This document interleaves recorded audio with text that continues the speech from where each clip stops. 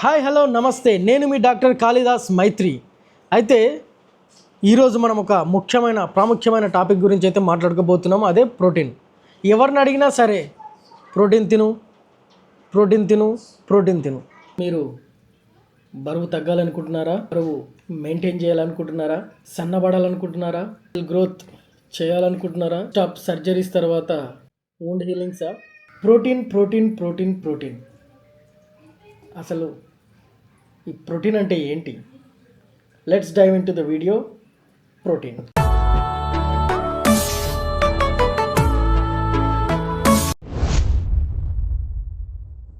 Protein అంటే మన బాడీకి కావాల్సిన 3 పెద్ద మ్యాక్రోన్యూట్రియంట్స్ అంటారు. అందులో ఇది ఒక ప్రోటీన్ ఒక భాగం. మిగతాది కార్బోహైడ్రేట్స్, రెండవది ఫ్యాట్స్. కార్బోహైడ్రేట్స్ ఫ్యాట్స్తో పాటు ప్రోటీన్ కూడా ఉంటుంది. అసలు ఈ ప్రోటీన్ అంటే ఏంది? ప్రోటీన్ అనేది అమైనో యాసిడ్స్ తోటి అయితే తయారై ఉంటుంది. అసలు ఈ ప్రోటీన్ ఎంతవరకు కన్జ్యూమ్ చేయవచ్చు? అంటే ఈ ప్రోటీన్ తినడం సేఫా కాదా? ప్రోటీన్ తినడం వల్ల నష్టాలు ఉన్నాయా? ప్రోటీన్ తినడం వలన లాభాలు ఉన్నాయా? అసలు ఇది ఆరోగ్యానికి మంచిదా లేదా కాదా అనే విషయాలు అయితే ఖచ్చితంగా ఈ వీడియోలో అయితే తెలుసుకుందాం. So let's welcome.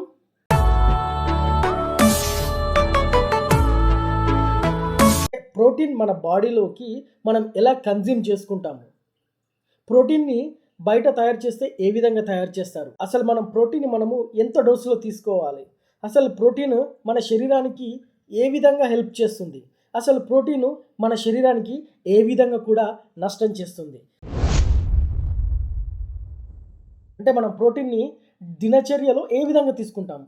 అయితే మనము ఈ ప్రోటీన్ అయితే మనం హోల్ ఫుడ్లో అంటే లైక్ ఎగ్స్లో కానివ్వండి, చికెన్లో కానివ్వండి, లెంటిల్స్ అంటే అన్ని పప్పులలో కానివ్వండి, ప్రోటీన్ చాలా ఉంటుంది.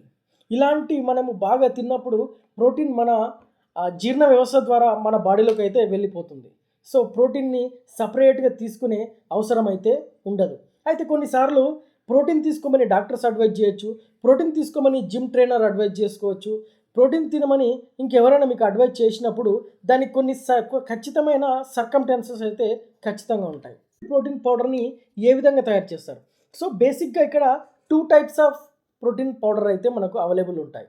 ఒకటి animal based protein powders and plant based protein powders. దీన్ని సింపుల్గా చెప్పుకోవాలంటే non veg protein, veg protein.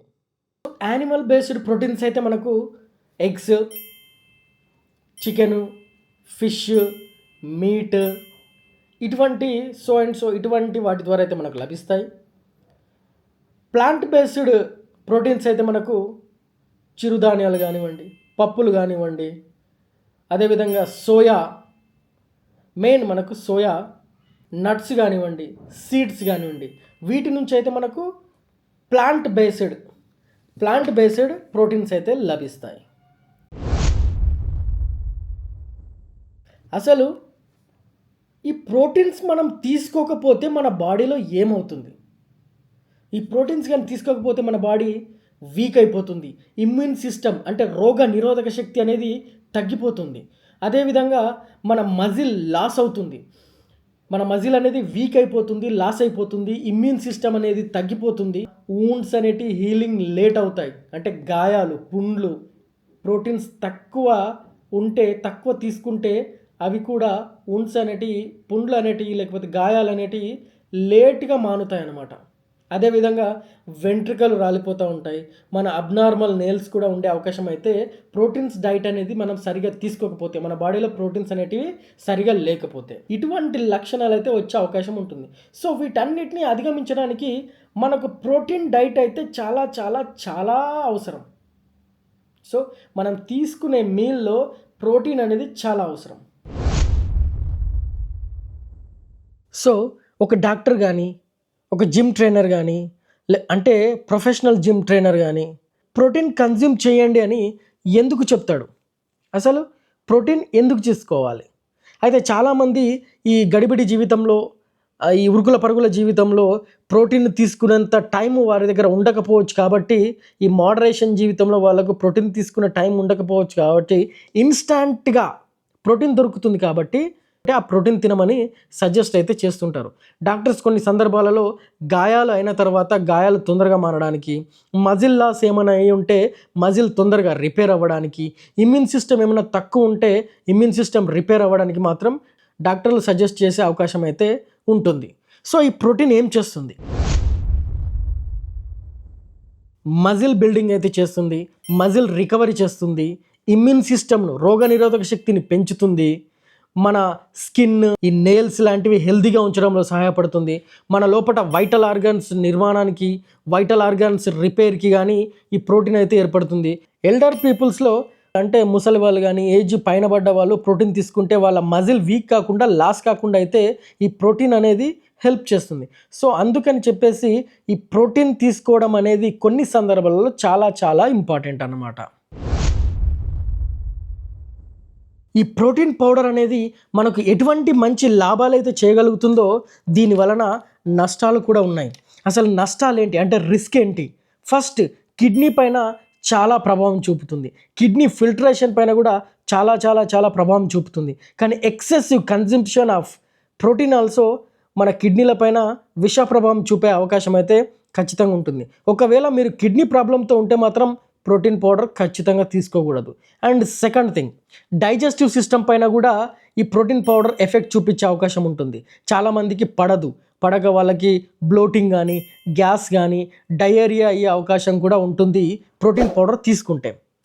So third, artificial additives అంటే దాంట్లో ఎక్సెసివ్ షుగర్స్ ఉండడం కానీ కలర్స్ కానీ ఫ్లేవర్స్ కానీ యాడ్ చేస్తుంటారు కాబట్టి చాలా సందర్భాలలో ఇవి మనకు కొంతమందికి పడవు. సో ఇది కూడా చూసుకోవాల్సి ఉంటుంది. కొన్నిసార్లు ఈ ప్రోటీన్ పౌడర్ అనేది ఆర్సెనిక్, మెర్క్యూరీ, లెడ్ లాంటి వాటితోటి మెటల్స్ వాటితోటి కంటామినేట్ అయ్యే అవకాశం ఉంటుంది కాబట్టి ప్రోటీన్ పౌడర్ మనం తీసుకునేటప్పుడు కూడా వీటితోటి రిస్క్ అయ్యే అవకాశం అయితే ఉంటుంది. అసలు ఈ ప్రోటీన్ పౌడర్ అనేది మనం తినే ఆహారానికైతే రీప్లేస్మెంట్ అస్సలు కాదు. సో అది మాత్రం గుర్తుపెట్టుకోవాలి. అన్ని సందర్భాలలో ప్రోటీన్ అనేది కరెక్ట్ కాదు. సో మనం ప్రోటీన్ని కన్జ్యూమ్ చేయాలంటే అది ఫుడ్ ద్వారానైతే చాలా చాలా మంచి మార్గం.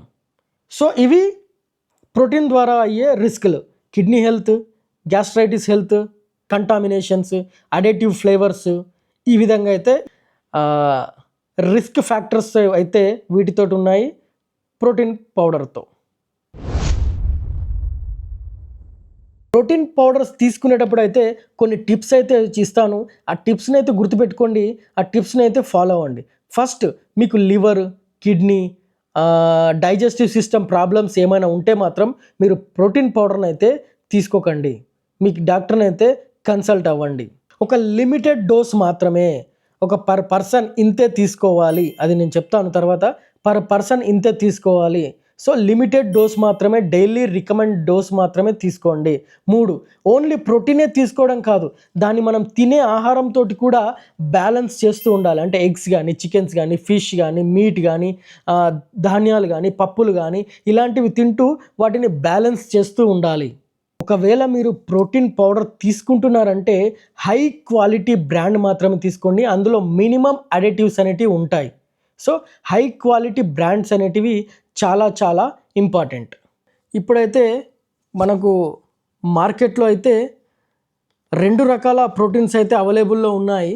First, whey protein, soya protein. Whey protein అంటే పాల నుంచి తయారు చేసేది, సోయా ప్రోటీన్ అంటే సోయాబీన్స్ నుంచి తయారు చేసేది. క్వాలిటీ ఎలా ఉంటుంది? వే ప్రోటీన్లో అన్ని 9 అమైనో యాసిడ్స్ అనేటివి కంప్లీట్గా ఉంటాయి.